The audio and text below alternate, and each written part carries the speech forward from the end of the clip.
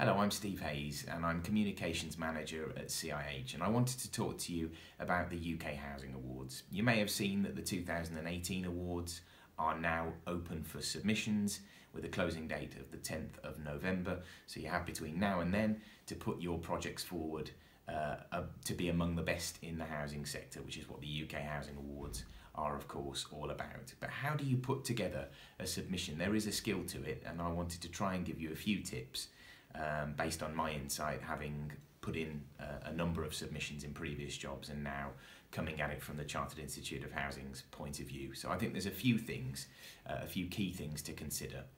The first is be passionate about the project that you're writing about. So you may be the person that was involved in the project, or you may be a communications person or somebody else in the organisation putting the submission together on their behalf. Doesn't matter. Either way, you need to demonstrate that you really know that project, that you've got the heart of it, that you've spoken to the people that were pivotal in it, and that really needs to come across in your submission. It's very, very obvious the difference between a person that has clearly done that and one that hasn't. So do take the time to really get to know the project, meet with the people in your organisation that know about it, and spend the time to do that research. It will be obvious if you haven't. The second thing, and it's one that surprisingly quite a few people forget about really, is gather evidence and testimony. That's key really. It's fine for you to tell us something, but obviously we need to see the proof that piece of work or initiative or whatever it is has paid dividends for your organisation. So we need the evidence, the figures to back that up, but we also need the testimony, and the testimony is often where we come across submissions that are otherwise very good, but they haven't given us the testimony from others, both within the organisation and outside of it, to back those claims up. So obviously it's one thing for you to tell us something, it's entirely another for one of your residents to tell us something, or even a partner agency that you've worked with, to really get across the impact that that project or initiative has had. So think outside of the box. This isn't just about you telling us something, it's about others telling us as well. So that blend of evidence and testimony is, I think, extremely important.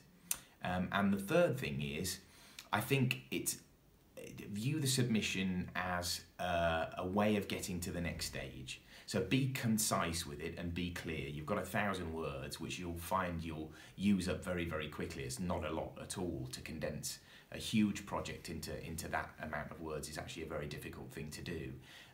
But this isn't about doing that actually. We don't need to hear every single element of the project, but what we do need to hear are the broad strokes of it. We need to hear what it was aimed at tackling, how it did that, how that's contributed to the wider goals of your organisation, and we need to see that again in evidence and in testimony. So remember, be clear, be concise, and try as hard as it may be to narrow that project down into those 1,000 words and make every word count really. I mean, you'll often find at the end of a submission process, in my case it was often on deadline day itself, you'll still be trimming words, and there's nothing wrong with that. You'll be amazed at how many words you can strip away without losing any of the meaning. And remember, the way the awards are sort of run, we now have a second stage, which is where the real judging takes place, if you like. So your submission will be a way for us to decide whether your piece of work makes the shortlist, but actually you'll then pitch your work in front of experts from the sector and indeed outside of it, and you'll get 45 minutes to do that. So we will ask, the experts will ask you questions, and you'll get a chance to present that work, and that's really the chance to get across the passion and the emotion. So remember, the submission is a way for you to get to that point, and that's how we then decide who the winners are. So the submission is important, but it's not the be-all and end-all. See it as a way of getting to that second stage. And of course you can visit the UK Housing Awards website. You can go to cih.org/UK Housing Awards, where you'll find a link. You'll find some more information, but you'll also find a link to our dedicated UK Housing Awards page.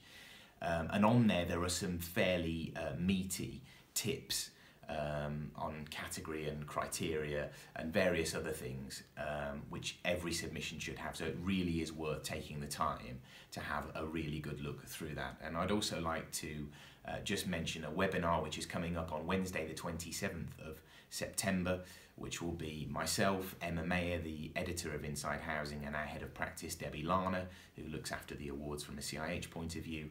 And we'll be discussing in more detail what makes a good submission, what to consider when you're putting a project forward, and of course the benefits of winning and the benefits of showcasing your work. And we've got some new categories this year as well, so please do check that out. That is free to anybody, whether you're a member of CIH or not. You can find more information about the webinar and about the awards on our website, and if you're going to put a submission forward, please contact me if you want any more information. My email address is steve.hayes@cih.org, and very good luck. Thanks for listening.